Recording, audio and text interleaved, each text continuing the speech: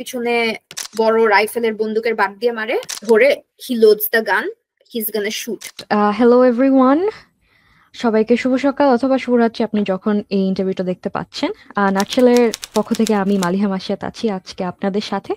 আমার সাথে আজকে উপস্থিত আছেন doctor Fabiha Bushra, doctor of Shaheed lieutenant colonel Lutfur Rahman Khan. So আপু, প্রথমে আমরা শুরু করতে চাই about your experience going back to 25th of February 2009।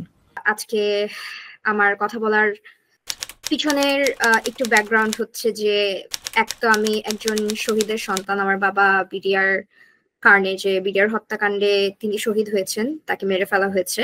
আর এটা ছাড়াও সেই সময়টা যখন এই ঘটনা ঘটছিল তখন আমি ভিতরে ছিলাম 36 ঘন্টা, আমি এবং আমার পরিবার জিম্মি ছিলাম।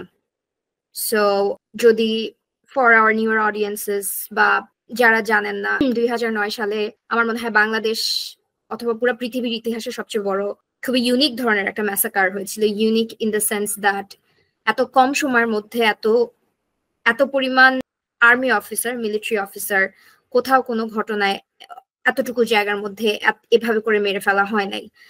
তো in that sense it's a very I would say it's a very unique tragedy that happened.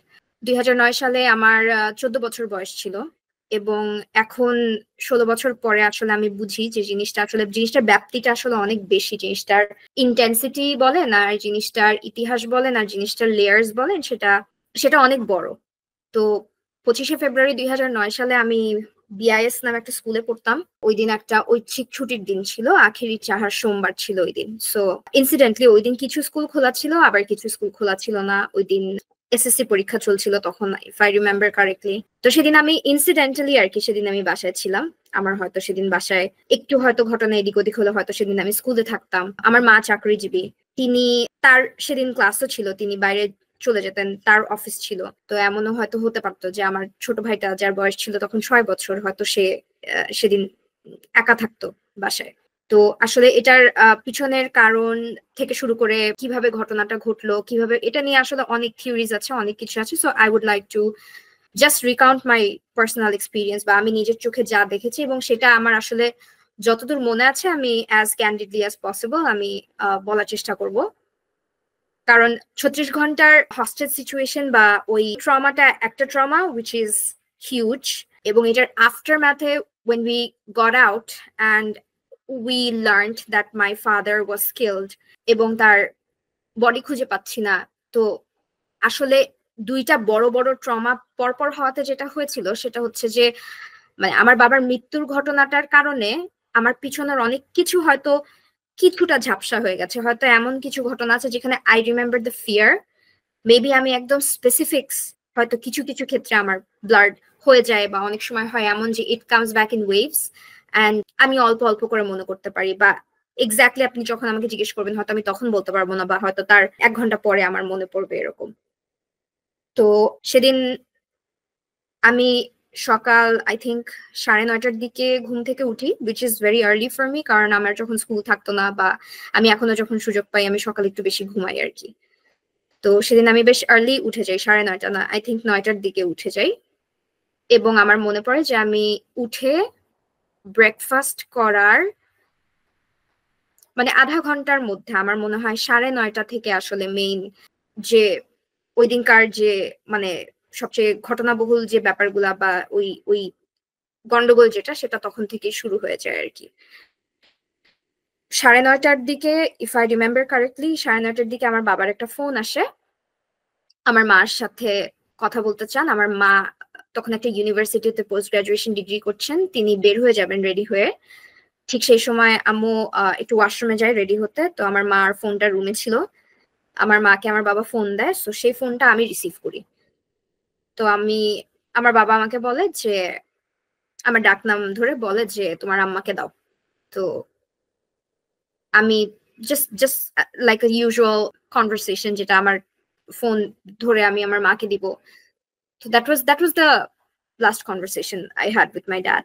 এবং তারপরে আমার মাকে ফোন করে আমার বাবা বলে যে তুমি আজকে অফিস, তুমি ইউনিভার্সিটিতে যেও না, তুমি বাচ্চাদেরকে নিয়ে ঘরে থাকো, ঘরে যদি কেউ নক করে তাহলে দরজা খুলো না। এটা বলার পর থেকে আসলে আমরা খেয়াল করা শুরু করি যে আসলে বাইরে প্রচন্ড, আসলে আমরা তখন খেয়াল করি নাকি তখনই আসলে বেড়ে যায় আমি ঠিক জানি না, কিন্তু তখন থেকেই গুলির আওয়াজ অনেক বেশি পেতে থাকি। হঠাৎ করে এলোপাতাড়ি মানে প্রচন্ড গুলির আওয়াজ, মানে একসাথে অনেকগুলা ফায়ারওয়ার্কস যখন যায় ওরকম কিছুটা আওয়াজ, বাট ওইটার চেয়ে আরো অনেক বেশি ইন্টেন্স, ওইটার চেয়ে আরো অনেক বেশি ইন্টেন্সিটির, এবং আস্তে আস্তে গুলির আওয়াজটা আরো কাছাকাছি আসতে থাকে। এবং কিছু ক্ষেত্রে আমার কাছে মনে হচ্ছিল যে ইভেন বোমার আওয়াজ, যেটা আমরা আমরা আমাদের তো আসলে আমার তো আসলে তখন কোনো আইডিয়া নাই, বা it felt like we were inside a war movie and we were surrounded by a lot of like gunfire and firing, and so that's how it started. So সেদিন এরপরে আমাদের যে আমরা যে বাসাটায় থাকতাম আর কি, সরকারি কোয়ার্টারে, যেটা এখানে দুইটা পাশাপাশি বেডরুম, ফার্স্ট আর সেকেন্ড বেডরুমটার মাঝখানে একটা ছোট প্যাসেজ থাকে, ওই ছোট প্যাসেজটার দুই পাশে আর কি দেয়াল। তো আমার মা, আমার মনে হয় যে এরপরের ঘটনাগুলো খুব তাড়াতাড়ি মানে ঘটে গেছে আর কি। আমার বাসায় আমার বাবার ছোট দাদা ছিলেন, মানে ছোট চাচা ছিলেন, আমার ছোট দাদা, আমার ছোট ভাই। My mom basically she came and she gathered everyone, and you know my mom like afterwards আমার মা যেটা বলে যে যুদ্ধের সময় যেরকম ফিলিং হচ্ছিল, বা যুদ্ধের সময় একটা একটা ইনস্টিংকচুয়াল যেটা ছিল, যে আমার মা তো খুব ছোট ছিল যখন যুদ্ধ হয়েছে, তো আমাদের মাথায় যেটা খেলতেছিল যে গুলি হয়তো উপর থেকে আসতেছে, বা আমাদেরকে কোনো দেশ ইনভেড করতে আসছে, বা দেশে কোনো যুদ্ধ লাগছে, and we have to hide, we have to duck under something. তো ওই প্যাসেজটার মধ্যে আমার মা আমাদেরকে নিয়ে বসে যায়, এবং ওই আমরা সবাই ওই প্যাসেজটা, এবং তার মধ্যে গুলির ইন্টেন্সিটি আরো বাড়তে থাকে, এবং এক পর্যায়ে এমন হয় যে আমাদের বাসাটা 5 তলার উপরে ছিল। আমাদের রান্নাঘরের সাথে লাগোয়া একটা ছোট বারান্দা থাকে লম্বা, সেই বারান্দাটার ভিতরে গুলি ঢুকে যায়, মানে নিচ থেকে করা গুলি ভিতরে। আপনার তখনকার আমলের জানালাগুলা হচ্ছে এরকম কাচের স্লাইডিং ডোর ছিল না, ইয়ে দিয়ে কাচের একটা পাল্লা দেয়া একটা দরজা ছিল, প্লাস ভিতরে যে রড গুলা বেঁকে ভিতরে গুলি ঢুকে যায়। তো আমাদের বাসার ভিতরে যখন গুলি ঢুকে যায়, মানে তখন এর ব্যাপারটা আসলে আমরা বুঝাতে পারবো না, মানে তখন উই ওয়ার প্রিটি শিওর যে আমাদের এখন ঘরের উপরে বোমা পড়বে, বা মানে মুভি দেখে মাথার মধ্যে যে চিন্তাগুলো আসে যে অনেক বেশি গুলি আসতেছে।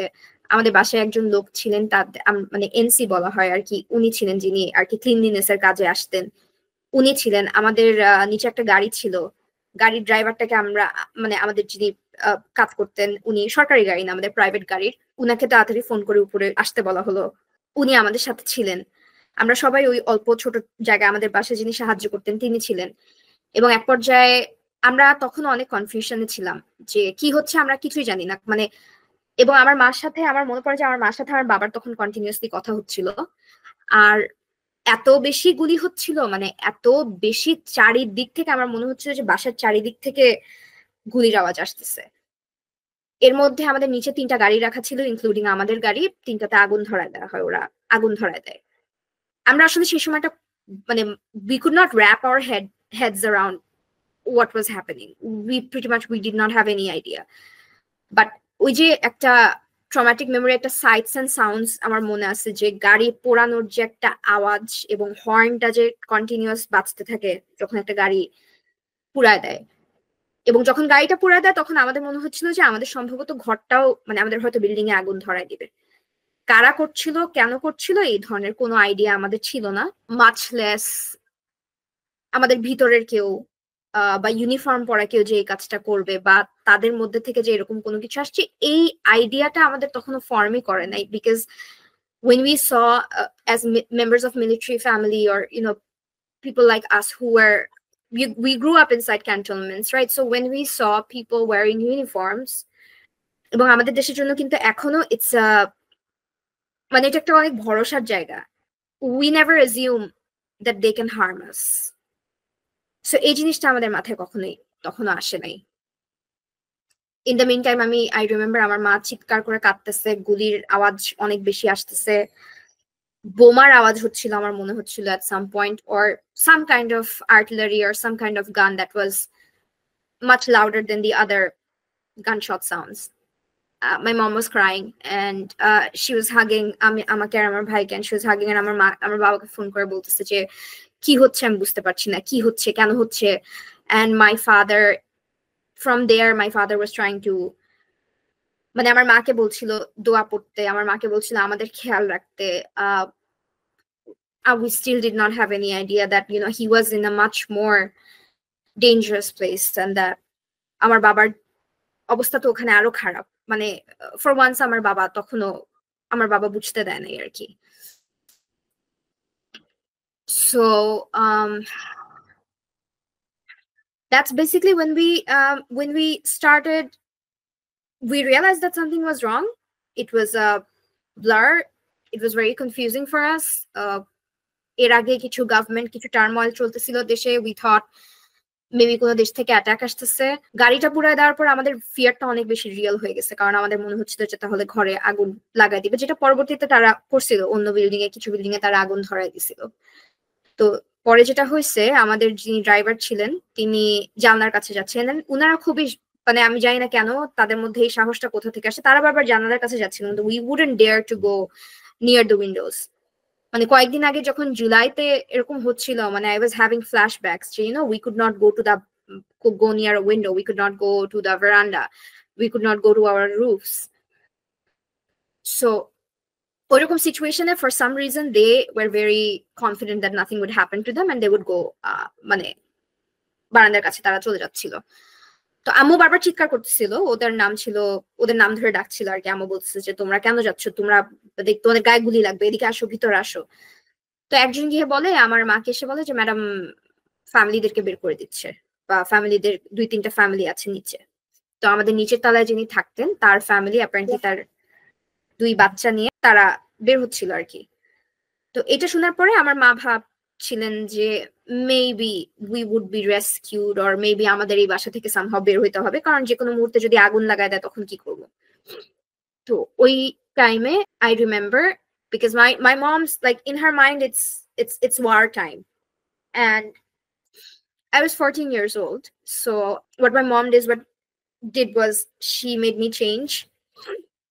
আমার মা আমাকে আমার মায়ের একটা বিশাল ওড়না দিয়ে আমাকে পুরাটা পেঁচায়, একটা বাস্কেট নেয়, ওটার মধ্যে আমার বাবার জন্য একটা গেঞ্জি, একটা লুঙ্গি, আমার মায়ের এক সেট কাপড়, আমার এক সেট কাপড়, আমার ভাইয়ের এক সেট করে কাপড়। আমার ভাই তখন খুবই ছোট ছোট ছোট কাপড়, জাস্ট এতটুকু একটা বাস্কেট।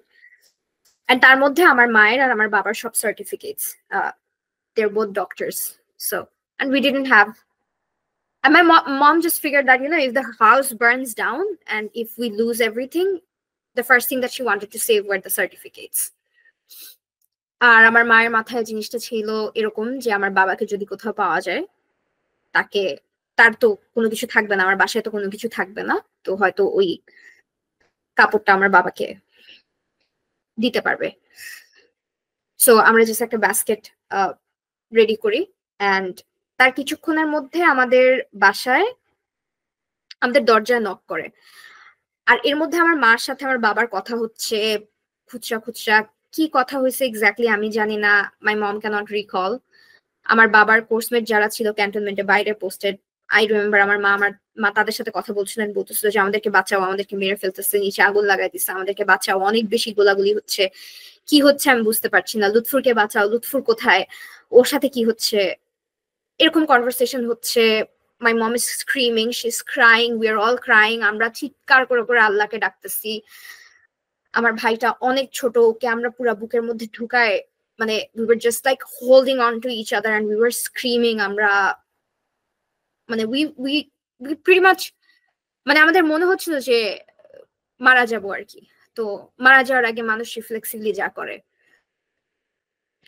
এর মধ্যে আমাদের দরজায় নক করে। এবং আমি টু দিস ডে আমি জানি না আসলে if the following decisions were a good idea or bad. আমাদের বাসায় 2জন বিডিআর সদস্য, they did not knock, they were basically they were kicking on the door, they were humping on the door like crazy. আমরা ওই যে হোলটা দিয়ে যখন দেখলাম, and we saw 2 uniformed people, and আমাদের বাসায় যে 2জন ছিলেন ড্রাইভার আর একজন বিডিআর সদস্য যিনি ছিলেন, they were like 2জন সৈনিক আসছে। বাট মানে we still did not know that whether opening the door would be a good idea, because আমার বাবা বলছিলেন দরজা না খুলতে। I think somehow ওরা হয়তো, আমার বাবারা যেখানে ছিল হয়তো তারা বুঝতে পারছিল যে আমাদের বাসার এদিকে আসবে বা ওরা আমাদেরকে বের করার চেষ্টা করবে, or they would try to harm us, but I don't know how why else they would ওইখানে বসে তারা আমাদেরকে বলবে যে বাসার ভিতরে থাকতে। যাই হোক, পরে তারা আমাদের বাসার ভিতর ঢোকে, আমরা যখন তাদেরকে দেখি their uniforms were নর্মালি, তখন ইউনিফর্মে বেল্ট পরা হতো, সব ইউনিফর্মে বেল্ট ছিল। I remember আমাদের বাসায় যে দুইজন আসছিল, they were not wearing belts, they had a lot of guns and যেটাকে আমরা রণসাজে সজ্জিত বলি। Normally military or paramilitary forces, they're not armed like that normally, but they had all of that, they were wearing all of that. That happened, I know, যে আমাদের বাবারা যখন exams দিতে যায় আমাদের প্রতি বছর 6 মাস পর পর 3 মাস পর পর they had to, মানে প্রত্যেক কিন্তু তাদের they had to appear for exams, যেটাকে আগে admin inspection বলা হতো, এখন IPFT বলা হয়। তখন কিন্তু তারা এরকম সবকিছু পড়ে তারা যেত পরীক্ষাটা দিতে। তো they were armed like that, but they are basically armed like that when they go to war, যেটা পরে আমরা জানতে পারি যে তারা অস্ত্রাগার লুট করে এসে তারপরে all of them were armed, they had a lot of guns, and we did not understand and it was all the more, we were actually thinking that, oh wow, maybe a war broke out and we got attacked, and that's why maybe they were armed like that because they were trying to fight, protect us. But আমাদের বাসায় যারা আসছিল, they were not wearing belts and they were wearing some kind of, যেটা পরের দিকে অনেক ভিডিওতে অনেক জায়গায় টিভিতে আসছে, যে তারা কাপড় বাঁধা ছিল আর কি, মাথায় কাপড় বাঁধা ছিল, মুখে কাপড় বাঁধা ছিল। এবং তারা ঘরের ভিতরে ঢুকে, নর্মালি আমি যারা মানে যারা হয়তো এরকম ব্যাকগ্রাউন্ড থেকে আসেন নাই, মানে একটা মিলিটারি ফোর্সের ভিতরে কিন্তু সবসময় খুব বিনয়ের সাথে কিন্তু আমরা একে অপরের সাথে ইন্টারঅ্যাক্ট করার সময় খুবই কম্পোজড থাকি, বাট উনারা একদম খুবই উশৃঙ্খল ভাবে দরজা ভেঙে ভিতরে ঢুকে, মানে দরজা ভেঙে ভিতরে ঢুকে পড়বে এরকম একটা অবস্থা। দরজা খোলার পর একেবারে they are barging in, তারা আমার হাত ধরে টানতেছে, আমার ভাইয়ের হাত ধরে টানতেছে, আমার দাদা ছিলেন তাদের হাত ধরে টানতেছে, specially male members of the family প্রতি তারা they were showing a special মানে aggression আরো বেশি, and they were like, বের হ, তুই তো কারি করে। তখন আমাদের একটু খটকা লাগছে যে মানে এভাবে কেন তারা কথা বলছেন, কারণ কিন্তু there is always like a level of respect when we interact with each other, even though they are subordinates to our fathers, it did not matter, আমরা কিন্তু সব সময় আমরা ওনাদেরকে আঙ্কেল বলছি, সালাম দিচ্ছি। উনারা যখন আমাদের সাথে কথা বলেন, ওনারা কিন্তু আমাদেরকে এভাবে আঙ্কেল কেমন আছেন, আসসালামু আলাইকুম, এভাবে করে কথা বলে সবসময়, আমরা ছোট থেকে এরকম দেখে আসছি। তারা ঢুকে যখন আমাদেরকে তুই তোকারি করা শুরু করে, তখন that was the first shock effect. Secondly, when they started shoving us, when they started pushing us, that's when we understood that something is very wrong, something is very unusual. এরপর 5 তলা থেকে আমাদেরকে নিয়ে যাওয়া হয়, আমাদেরকে নামানো হয়। ইনিশিয়ালি ওরা আমাদেরকে ব্যাগ নিতে দিবে না, আর আমাদের তো তখনও রেজিস্টার করতেছে না। আমার মা বলছে যে ভাই, আমি এই ব্যাগের মধ্যে আপনার স্যারের জন্য 2টা কাপড় দিছি, আমি কি হয়েছে জানি না, আমাদেরকে একটু বলেন কি হচ্ছে, কেন হচ্ছে, এরকম হচ্ছে কেন। তো ওরা আমার মার সাথে তুই তোকারি করতেছে, বলতেছে যে হাসতেছে, they're trying to hit me, and আমার গায়ের উপরে like they're touching me inappropriately, and তখন আমরা কোনো কথাবার্তা বাড়াই নাই, we were like, we kind of sensed that we were in trouble. So আমি কাঁদতে কাঁদতে বের হচ্ছি, আমার মা আমাকে নিয়ে naturally, because maternal instincts, সে আমাকে, she wouldn't let go of me, কারণ আমি তখন I'm 14 years old, I'm young, I'm in my teens, and like she would cover me entirely with an ওড়না, and সে আমাকে ওইভাবে করে বের করতেছে। and in the meantime আমার ভাইকে একজন কোলে নিয়ে নিচে চলে গেছে, and my mom was like completely panic mode, and আম্মু চিৎকার করতেছে আমার ভাইয়ের নাম বলে যে আমার ছেলে কোথায়, আমার ছেলে কোথায়, অলরেডি নিচে চলে গেছে।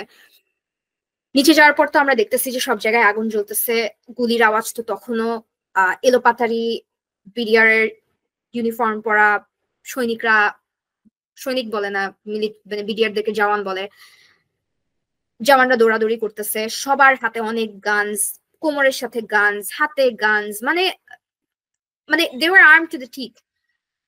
আমরা আমাদের বাসা থেকে just বের হয়ে there's this intersection, we reached there, which was I think 10 steps, and একটা group, 2জন সৈনিক, their faces were not covered, তারা আমাদেরকে থামায়, and তারা আমাদেরকে থামায়, তারা বলে যে এদেরকে এখনই এখানে মেরে ফেলবো। এবং I will never forget this. আমার মাকে তারা দাঁড়া করায়, and একটা অনেক লম্বা একটা রাইফেল, ওইটার যে নলটা ওইটা জাস্ট আমার মার এখানে, দে ডু দিস এন্ড দেয়ার এখানে আমার মার এখানে ধরে, he loads the gun, he's gonna shoot. At that point my brother is crying, he's a baby, I'm crying, and আমরা তাদের পা ধরি, and আমরা তাদের পা ধরে বলি যে please don't kill my mom, আমার মাকে ছেড়ে দেন আঙ্কেল, আমার মাকে ছেড়ে দেন। তখন আমার বাবার নাম জিজ্ঞেস করে, আমার বাবার নাম জিজ্ঞেস করার পরে আমার মা বলে, তখন সে বলে যে ও লুৎফুর, ও তো আমাকে সিলেটে বসে অনেক নির্যাতন করছে, ও তো আমাকে সিলেটে বসে অনেক পানিশমেন্ট দিছে, এখন তো তোদেরকে আমি মেরে ফেলবো। And then we realize that they are talking about BDR এর শহীদ আরেকজন লুৎফুর আঙ্কেল আছেন, আঙ্কেলের কথা বলছেন। আঙ্কেল সিলেটের সেক্টর কমান্ডার ছিল, he was a valiant army officer, he stopped smuggling at the borders, and the people who were involved in those smugglings, they were definitely punished, and probably uncle was in a commanding position then, so we kind of realized that these Jawans were from there, and তারা মিসআইডেন্টিফাই করতেছে। এবং আমার যখন আমার মাকে বলে যে তো লুৎফুর তো, এবং নাম ধরে তুই তোকারি ভয়াবহ রকমের গালি, বাচ্চা, এটার বাচ্চা ওটার বাচ্চা থেকে শুরু করে বর্গীয় গালি, জঘন্য থেকে জঘন্যতম গালি দিচ্ছে। আমার মা যখন বুঝতে পারছে যে they were misidentified, my mom said that না, আমার হাজবেন্ড ডাক্তার। তো এটা বলার পরে I remember that আরেক পাশ থেকে আরেক group, they were trying to stop him, the guy who was trying to shoot, and he wanted to really shoot, he was somehow stopped by other people, and আরেকটা group ছিল, তারা আমাদেরকে বলছিল যে না আপনারা সরেন, এখান থেকে সরেন, এখান থেকে চলে যান বলে আমাদেরকে লম্বা একটা রাস্তায় নিয়ে যায় এবং আমার মার কাছ থেকে ফোনটা নিয়ে নেয়। And the guy who was initially stopped, যে আমার মাকে গুলিটা ধরে, I remember he starts shooting from behind, like he active like live shots, and আমার মানে গুলি আমার মায়ের হাতের এই পাশ থেকে চলে যায়। তখন যিনি আমার মায়ের ফোনটা নিয়ে নেয়, আমার মা she's still in denial, like she doesn't understand, neither do we, but my mom keeps asking him যে ফোনটা নেয়, like ভাই আমার হাজবেন্ড আমাকে ফোন দিবে, ও যদি আমাদেরকে না পায় ফোনে, ও তো অনেক টেনশন করবে, ও তো জানবে না যে কি আমাদেরকে কোথায় নিয়ে যাচ্ছেন। ইনিশিয়ালি তারা বলে যে ওই সোজা রাস্তাটার at the end of the সোজা রাস্তা is the main Pilkhana gate, so initially they say that আমরা আপনাদেরকে গেট পর্যন্ত নিয়ে গিয়ে আমরা আপনাদেরকে গেট থেকে বের করে দিব, and we wouldn't leave without our father, because আমরা জানি যে আমাদের বাবা ভিতরে, অফিসটা ভিতরে। and we ask যে মানে কি হচ্ছে বা আমার বাবা কোথায়, ওরা কোনো অ্যান্সার দিচ্ছে না, কিছু দিচ্ছে না, এবং পিছন থেকে গুলি করতেছে। আমি আমার মাকে পুশ করতেছে, আমার মা ওই যিনি আমার মার কাছ থেকে ফোনটা নিছেন তাকে তখনও অনুনয় বিনয় ভিক্ষা করছে তার কাছে যে আমার ফোনটা প্লিজ আমাকে দেন, আমার হাজবেন্ডের সাথে আমার কথা বলতে হবে, ও অনেক টেনশন করবে, ও যদি দেখে যে আমি ফোনেও আমাকে পাচ্ছে না, ও তো, এবং তখনও the phone is ringing, either my father is calling or someone else was calling, এবং দে ওয়ার লাইক আপনারা এখন অনেক সমস্যা হচ্ছে ভিতরে, অনেক ঝামেলা হচ্ছে, আপনি এক কাজ করেন, আপনি এখন চলে যান, এখন পরে 2 দিন পরে আপনারা বিডিআর গেটে এসে ফোন নিয়ে যাবেন, ফোন আমরা ফেরত দিয়ে দিব গেটে। And for me as a 14-year-old, it was like a very plausible explanation, it was a very acceptable explanation, and I'm like, Ammu, you need to walk, and we are crying and we have no idea what's happening, পিছন থেকে shoot করতেছে আরেকজন uniform পরা ব্যক্তি, এবং আমার মাকে আমি তখনও ধাক্কাচ্ছি, এবং আমার মা তখনও কান্না করে যাচ্ছে, এবং আমার মা তখনও তার কাছে ভিক্ষা করে যাচ্ছে যে আমার ফোনটা একটু দেন, আমার হাজবেন্ডকে আমি একটু জানাই। তো তারপর হাঁটতে হাঁটতে আমরা একটা জায়গায় পৌঁছাই, যে জায়গাটার নাম হচ্ছে quarter guard. So quarter guard is basically এটা সব ইউনিটে থাকে, সব ক্যান্টনমেন্টে থাকে, এটার এক্সাক্ট পারপাসটা আমি আপনাকে বলতে পারবো না, but there are some cells, it definitely has some purpose. So once we reach quarter guard, আমি ওখানে গিয়ে দেখেছি there are many other families, আরো অনেক ফ্যামিলিস থাকে। আমাদেরকে যখন নিতে যায় তারও অনেক আগে থেকে সম্ভবত ফ্যামিলিদেরকে ওরা নিয়ে আসা শুরু করে। আমরা যেটা ছিলাম it was the মানে সেকেন্ড স্ট্রাইক অফ ক্যালামিটি। এর আগে আরেকটা কোয়ার্টারে গিয়ে তারা আরো ওখান থেকে মানুষজনকে নিয়ে আসে। আর আমরা যখন সেখানে গিয়ে পৌঁছে আমরা দেখেছি খুবই অল্প বয়স্ক, মানে খুবই একদম ইয়াং কতগুলা ওনারা জওয়ান, দে আর রিজয়েসিং, তারা বন্দুক তুলে দে আর ভেরি হ্যাপি এন্ড তারা মানে সেলিব্রেট করছে যখন আমাদেরকে নিয়ে আসা হচ্ছে। So আমি তো ছোট ছিলাম, মানে which really made me wonder like what bad thing did we do, what was it that we did to garner this reaction, and মানে তখন আসলে খেলেই নাই মাথায়, আর এত কিছু আসলে চিন্তা করছিলাম, কারণ when your survival instincts kick in, you can't exactly gauge too much that's going on around. But once we reach there, আমাদেরকে কোয়ার্টার গার্ডের একটা সেলের মধ্যে নেওয়া হয়, যেটা আপনারা যদি in recent times যদি আয়না ঘর দেখে থাকেন, there was a room, if you remember that there's a wooden room and there's a room with কিছু গরাদ বলা একটা দরজা। তো আমাদেরকে ওইরকম একটা রুমের মধ্যে ঢুকানো হয়। রুমে ঢোকার আগে আমি যতদূর মনে পড়ে আমি দেখি যে ওখানে 3-4টা ফ্যামিলি আরো দাঁড়ায় আছে। তাদেরকে ইভেন একজন দেখেছি তিনি বেশ বয়স্ক, একজন আন্টি, এবং ওরা এত ভয়াবহ ভাবে মারতেছে আন্টিটাকে।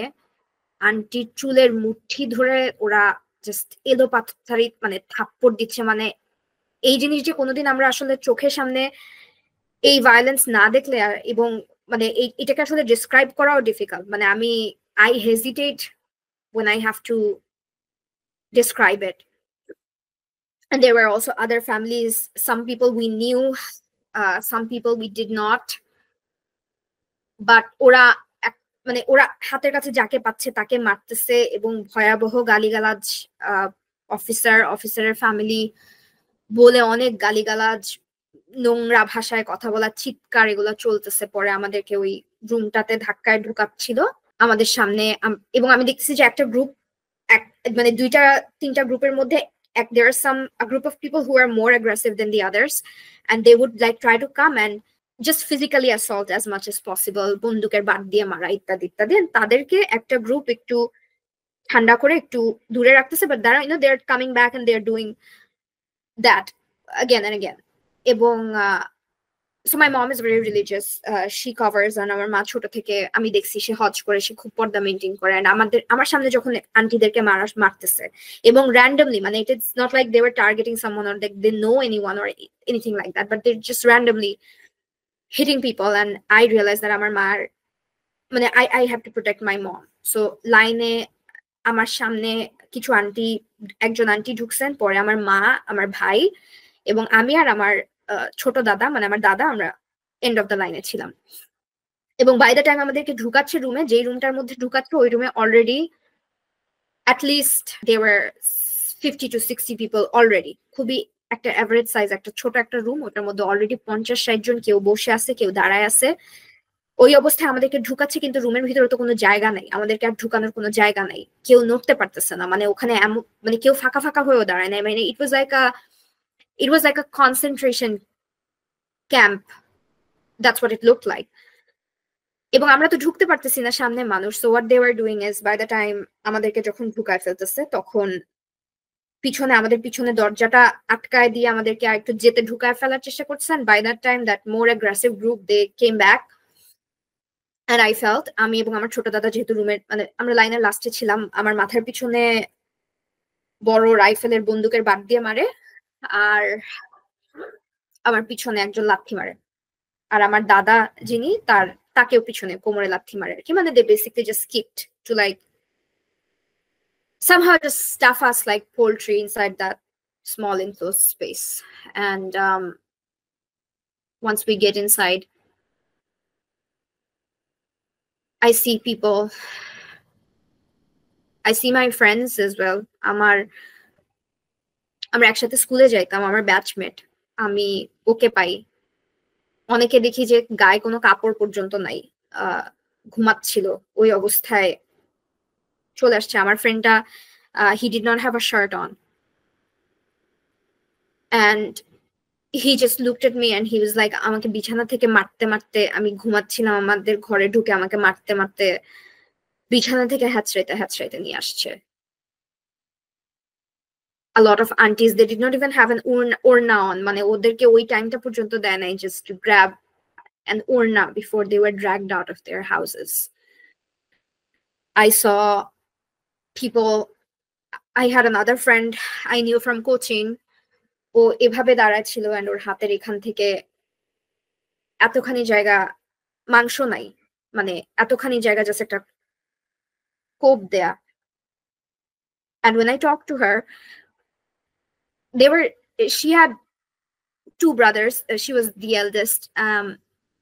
ওর ছোট ভাইকে ওর মেজো ভাইকে পাওয়া যায়নি, and they had no idea যে ওর মেজো ভাই কোথায়। ওদেরকে সময়টাও দেওয়া হয় নাই, ওদেরকে ঘর থেকে হ্যাচড়াইতে হ্যাচড়াইতে বের করে নিয়ে আসছে, মারতে মারতে বের করে নিয়ে আসছে। ওর এখানে বেয়নেট দিয়ে পোচ দিছে। ওই রুমটার ভিতরে, যে রুমটার মধ্যে আমরা ছিলাম, সেই রুমটার মধ্যে সব বয়সের সবাই ছিল, আন্টিরা ছিল, বাচ্চারা ছিল, সব বয়সের বাচ্চারা ছিল। ইভেন একজন বুয়া ছিলেন, একটা বুয়াটার একটা ছোট বাচ্চা ছিল, বুয়াটা কাঁদতেছে। আমার মনে আছে আমাদের সেলে 2 জন ফরেনার ছিল, ফরেনার অ্যাজ ইন হোয়াইট, কথায় যেটা বুঝছি probably they were US citizens, they were families, uncle আন্টিদের বাবা মারা যারা অনেক বয়স্ক তারা ছিল। এবং ওই রুমটায় আমরা বেশ কয়েক ঘন্টা ছিলাম, পুরাটা time every single second there we believed that we were gonna die. There was no freaking way that we would get out of it alive. 5 minute পর পরে মেবি আরো কম গুলি আওয়াজ তো চলতেছে কন্টিনিউয়াস।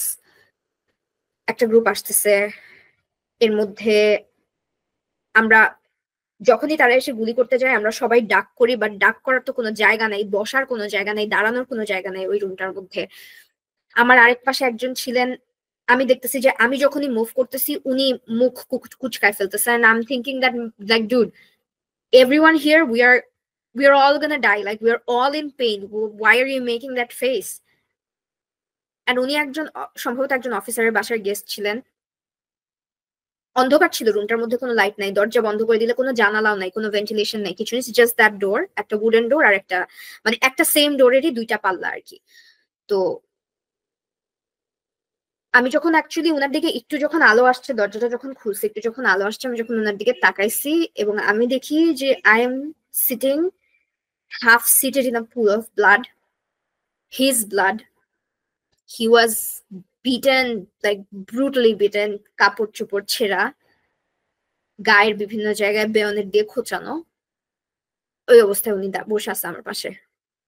আমাদের সাথে একটা আঙ্কেল ছিলেন, I am friends with his children as well. Uncle মিশনে ছিলেন, উনি ছুটিতে ছিলেন, উনি ছুটিতে আসছিলেন, that's how they got a hold of him. একবার ওনাকে পিটাইতে পিটাইতে ঢোকাচ্ছে, আবার ওনাকে ব্রুটালি পিটাইতে পিটাইতে বের করছে। উনি মাফ চাচ্ছে, সবাই ওদের কাছে মাফ চাচ্ছে। ওরা একটু পর পরে এসে ভয়াবহ সব মানে গালি গালাজ, জঘন্য, নোংরার চেতে নোংরা কথা, গ্রাফিক ডিটেলসে গালিগালাজ দিয়ে যাচ্ছে, বলতেছে তোদেরকে একটু পরে মারবো, মেরে ফেলবো সবাইকে। এর মধ্যে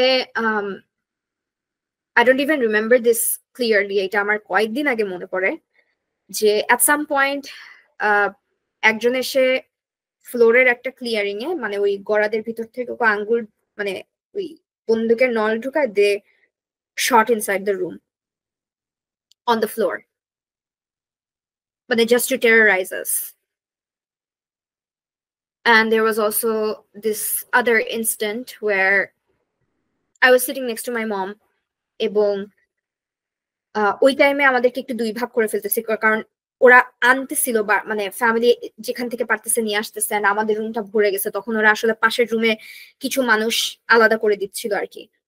আবার একটা পর্যায়ে এসে যারা পুরুষ মানুষ, পুরুষদেরকে আলাদা করে ফেলতেছে, মেয়েদেরকে আলাদা করে ফেলতেছে, বাচ্চা আর মেয়েদেরকে আলাদা করে ফেলতেছে, সব এরকম করতেছিল। এর মধ্যে একটা পর্যায়ে আমার মনে আছে যে ইভেন আমার মার পাশে আমি বসা, তখন আমাকে বলছে যে তুই চোখ বন্ধ কর এবং আমার দিকে ঠিক তাক করে গানটা জাস্ট আমার কিছু ডিস্টেন্সে অ্যান্ড ওরা হাসতেছে আর বলতেছে যে একদিন তো মরতেই হবে, চোখ বন্ধ করে কলেমা পড়, কিছু হবে না, মানে মরেই তো যাবি একদিন, আজকে মরলি আর কালকে। I couldn't believe it. I'm crying and I'm holding my mom. In the meantime, সামনে একটা ক্লিয়ারিং অর সাম, আমি জানি না আসলে এক্স্যাক্টলি ওরা করছে নাকি করে নাই, বাট আমার মনে পড়ে যে ওরা বলতেছিল যে এখানে গণকবর খোঁড়া হচ্ছে, মানে ওরা গণকবর খুঁড়তেছে, যে আমাদের এতগুলা মানুষ, মানে এত যেহেতু আমাদেরকে মেরে ফেলবে অনেকগুলা বডি, তো ওরা আর কি আমাদের বডি গুলা ওখানে ডাম্প করবে। এবং যখন এই সেপারেশন করতেছিল, মানে they were literally separating families, যে যেখানে আঙ্কেলদেরকে পাইছে বা যারা মেল মেম্বাররা ছিল তাদেরকে আলাদা করে ফেলতেছিল। আমাদের সাথে যে বুয়াটা ছিল, বুয়াটার ছোট একটা বাচ্চা ছিল, ওরা জোর করে বুয়াটাকে আর বাচ্চাটাকে আলাদা করে দেয়। বাচ্চাটা অনেক ছোট ছিল, বাচ্চাটা কাঁদতেছে আমাদের সাথে, আমরা বাচ্চাটাকে ঠান্ডা করতেছি। এর মধ্যে some of them were kind enough, they provided us with water, জারিকেন দিয়ে যাচ্ছিল। এর মধ্যে সম্ভবত একজন, পরে আমি শুনছি ধুপি ছিলেন উনি, he was um, he was responsible for doing laundry. It was a civilian post, he was not a BDR Jawan. I think he tried to help someone, the Jawans got hold of him, এবং একসাথে ৮-১০ জন উনার উপর চড়াও হয় এবং একসাথে ৮-১০ জন উনাকে brutally মারতে থাকে। I still remember the screams, I still remember his screams, and you know that he was being beaten and he was being dragged somewhere. I don't know if he made it out alive or if he's maimed for life.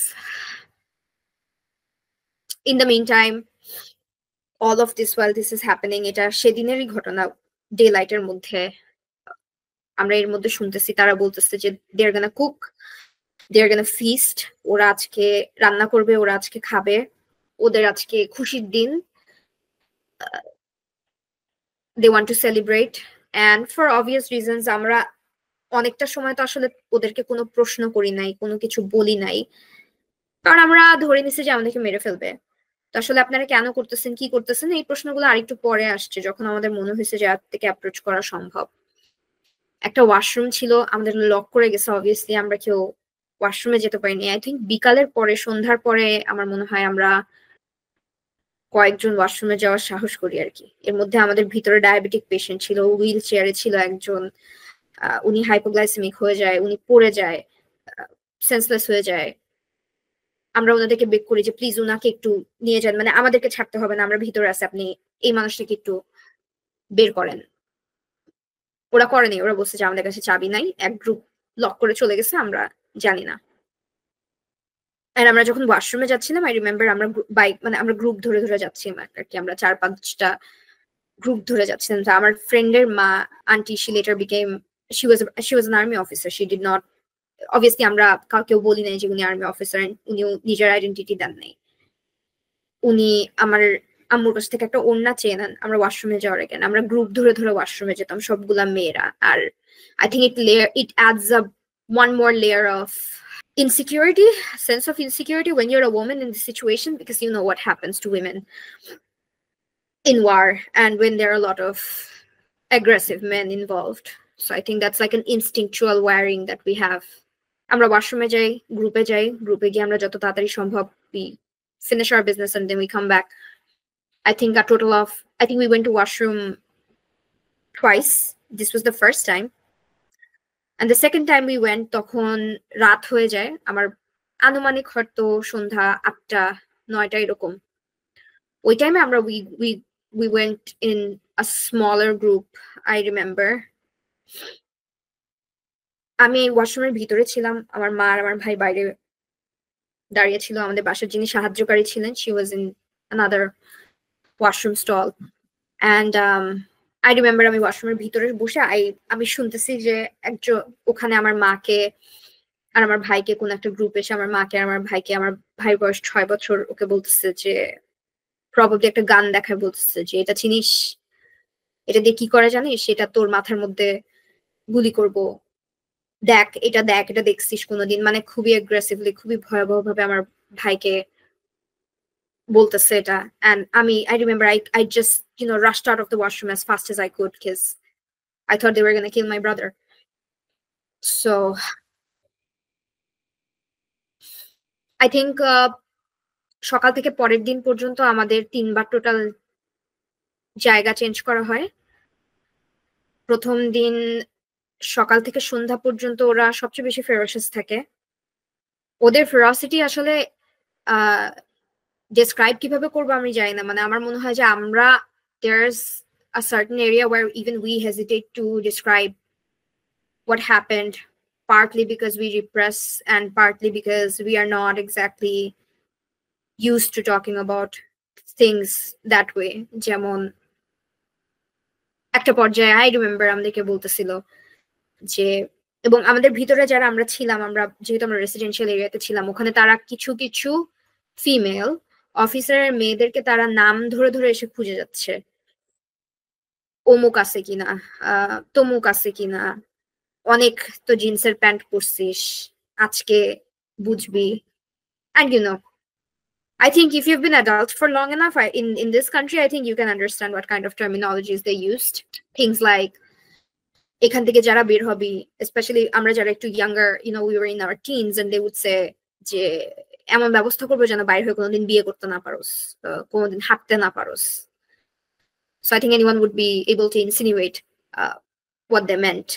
And they probably did not have enough time to rape us. Maybe it was because there was a time crunch, not because they were being generous. Because while we were inside, and আমরা যে বাসাটায় থাকছিলাম, আমার মনে আছে আমাদের বাসাটার ঠিক পাশে ছিল একটা মাঠ, তার পাশে ছিল হচ্ছে ডিরেক্টর জেনারেলের বাংলো। আমরা যখন ভিতরে ছিলাম, ওই সকাল থেকে সন্ধ্যার মধ্যে আমার মনে আছে যে তারা এসে they would describe in graphic detail how they tortured the wife of Director General, how they tortured auntie, how they killed her. And they would say this with a lot of pride. And যখন আর্মির I think কেউ কেউ দলছুট হয়ে যখন ভিতরে ঢোকার চেষ্টা করছিল বা ভিতরে সেভ করবে এসে, বা এরকম কোন একটা আভাস ওরা যখনই পাচ্ছিল, আমার মনে আছে যে ওরা, and I remember this very clearly, যে ওরা একটা গ্রেনেড ওরা দরজার ভিতর থেকে রোল করে আমাদের ইয়ের ভিতরে ঢুকায় দেয়, সেলের ভিতরে ঢুকায় দেয়। তোরা বলে যে the moment somebody comes and attacks us, আমরা সবার আগে এই সেলটা উড়াই দিব। সো আমরা ফার্স্ট সেল থেকে সেকেন্ড সেলে যাই পরের দিন, মানে সেদিনই রাতের দিকে 2টা 3টা 2টা বা 2:30টার দিকে আমরা শুনি যে সাহারা খাতুন আসবেন। সাহারা খাতুন আসার পরে কিছু অস্ত্র জমা দেওয়া হবে বা এই ধরনের ব্যাপার টিভিতে এরকম হচ্ছে, ওরা নিজেরা ডিসকাস করতেছিল, তখন আমরা শুনছি। আর এটা নিয়ে ওরা হাসাহাসি করতেছিল যে অস্ত্র জমা দেয়া এটা আবার কি, মানে এটা who would do that, who would be stupid enough to do that. So 2টা 2:30টার দিকে আমরা সেলের ভিতরে দরজা আটকায় আমাদেরকে বলা হয় যে আর কোনো কথা, কেউ যেন কোনো আওয়াজ না করে, কেউ যেন, মানে সাহারা খাতুন যখন আসে সে যেন বুঝতে না পারে যে এই রুমের মধ্যে কেউ আছে বা এই 2 রুমের মধ্যে কেউ আছে। তো আমাদেরকে দরজা বন্ধ করে দেওয়া হয়, আমরা বাইরে ওনার আওয়াজ শুনি, কথাবার্তা বলতেছে এরকম। তো তার মেবি বলে যে অস্ত্র জমা দেওয়া হচ্ছে or something। তারপর এটা বলে উনি বের হয়ে যান, এবং ওরা যে যার মতো যেই অস্ত্র যেখানে ওরা জমা দেয়া দেখাইছে or something, they take this back and সে চলে যায়। তারপরে ওরা হাসাহাসি করে, ওরা বলে যে, মানে they just take the arms back, মানে এটা কোনো অস্ত্র সমর্পণ বা এই ধরনের কোনো কিছু ছিলই না। রাতের দিকে some of them, ওখানে একটা ছোট একটা রুমের মতো ছিল, ওখানে তারা খাওয়া দাওয়া করে। এল্ডারলি কয়েকজনকে তারা খাবার সাথে সেদিন রাতে, আমরা কেউ খাই নাই, আমরা খুব ভয় পাচ্ছিলাম। আমার যিনি দাদা ছিলেন আই রিমেম্বার তিনি খেতে বসছিলেন, তিনি খেয়েছিলেন, he had diabetes, he was old, রাতের দিকে we kinda realized that they were তাদের অ্যাগ্রেশনের লেভেলটা কিছুটা কমে গেছিল, কিছুটা তারা একটু ঠান্ডা হয়ে যাচ্ছিল। আমি জানি না এটা কি কারণে হইতে পারে। Maybe by that time they have killed so many people, they had so many bodies to take care of, and maybe finally it dawned upon them that um maybe it was something that was way beyond what they had imagined, because by that time দরবার হলের ওই জায়গাটা পুরা মানে they were just bodies everywhere. এবং that was the time when we basically আমরা যখন বুঝতে পারছি যে তারা একটু ঠান্ডা হচ্ছে বা একটু কম অ্যাগ্রেশন শো করছে, তখন আমরা গিয়ে বললাম আঙ্কেল আমার বাবার নাম এটা, আমার বাবা কোথায়, এটা। এবং তখন তাদেরকে জিজ্ঞেস করছেন যে এটা কেন করতেছেন, কি হয়েছে, মানে is it not something that can be solved by dialogue? And we realized that even they did not know. তারা খুবই ভেগলি কিছু টার্ম বলছিল, চাল ডাল, অপারেশন চাল ডালের কথা বলছে। বৈষম্য তো আর আসলে তখন বলেন, তখন তো আর বলছিল যে তাদেরকে অত্যাচার করে, অফিসাররা অত্যাচার করে, এই অত্যাচার করে, সেই অত্যাচার বলে যে। তো আমরা তখন বলছি যে দেখেন there were families who just got posted, like যে ভাই আমরা তো কোনোদিন এই ধরনের কোনো কথা শুনি নাই, বা আমাদের বাবারা তো কোনোদিন এরকম করে নাই, আমরা তো শুনি নাই। If you have anything personal against someone, আপনারা তো প্রপার চ্যানেলে যাইতে পারেন, or you can just, I don't know, talk to that person or just confront that person, like why is it happening at such a large scale? And even I remember ওখানে অনেকে ছিল যাদের even they did not know why they were doing it. তারা কিছু keywords বলছিল এদিক ওদিক, but most of the times they even did not know what it meant. এবং তাদেরকে দুই একটা ক্রস কোয়েশ্চেন করার পর তারা এই যে, আমি ইভেন আই স্টিল রিমেম্বার একজন বলছে যে 200 বছর ধরে আর্মি আমাদের উপর শাসন করতেছে, 200 বছর ধরে শোষণ করতেছে। তো একটা আন্টি, উনি অনেক বয়স্ক ছিলেন, উনি বললো বাবা তোমার বয়স কত, তুমি তো আমার বাচ্চার বয়সী, তুমি 200 বছরের শোষণের কথা কিভাবে বলতেছো? তুমি তো চাকরিতে ঢুকছোই কয়েকদিন আগে, তুমি কি শোষণ দেখছো, তুমি কি অত্যাচার দেখছো? এবং তারা বাই দ্যাট টাইম আমাদেরকে বলছে যে তারা নাকি 10-12 জন অফিসার মেরে ফেলছে। আমরা মোটামুটি তারা এসে আমাদেরকে নামও বলতেছিল যে আমরা একে মারছি, ওকে মারছি, আমরা সেক্টর কমান্ডারদেরকে মেরে ফেলছি, ডিজি কে মেরে ফেলছি, এবং ডিজি আঙ্কেলের কথা ওরা ফলো করে বারবার বলছিল। And we were honestly, we were petrified. We did not have any phones or anything. এভাবে আরে অনেকক্ষণ যাওয়ার পর পরের দিন, ওই রাতটা পার হওয়ার পর পরের দিন সকাল থেকে আমার মনে হয় পাল্টা গুলি শুরু হয়। I think by the time আমরা জানছি এখন যে রাতের মধ্যেই তারা গণকবর গুলো খুঁড়ে ফেলে, বডি ম্যানহোলের মধ্যে দিয়ে দেয়, কিছু বডি পুড়ায় ফেলে।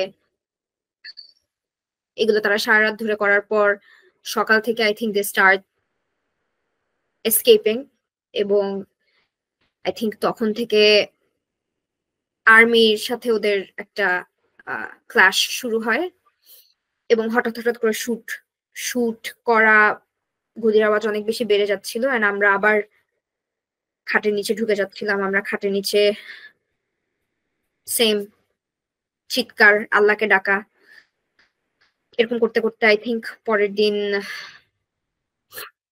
বিকালের দিকে ওরা আমাদেরকে বলে যে আমাদেরকে ছেড়ে দেওয়া হবে। বাই দ্যাট টাইম আমরা আসলে বিশ্বাস করতে পারতেছিলাম না যে আমাদেরকে ছেড়ে দিবে। সো আমরা এটাকে 3 টন বলি আর কি। উই হ্যাভ, আপনারা হয়তো দেখে থাকবেন রাস্তায় অনেক বড় বড় ট্রাক আছে, ওই যে আর্মির কিছু ট্রাক থাকে অনেক। তো they asked us to climb into the truck, and তারা আমাদেরকে গেট থেকে বের করে দিবে। এবং এই জিনিসটা আমরা আসলে অনেকে বিশ্বাস করি না, এবং আমাদের মাথার মধ্যে, কারণ ওরা গণকবর খুঁড়তেছে, এক জায়গায় মাটি খোঁড়া, তো আমাদের কাছে মনে হচ্ছিল যে হয়তো ওরা আমাদেরকে ছেড়ে দিবে বলে আমাদেরকে হয়তো ওরা পিছন থেকে গুলি করবে। তো it really took us a lot of time to kind of process that maybe they were setting us free, or maybe it's worth a shot. এবং initially they were very large in number, এবং তখনের দিকে গিয়ে the crowd was thinning out a little. So finally আমাদেরকে একটা ট্রাকে তুলে দেওয়া হয়, সেখান থেকে গেটের সামনে নামানো হয়, এবং গেট থেকে আমরা বের হই।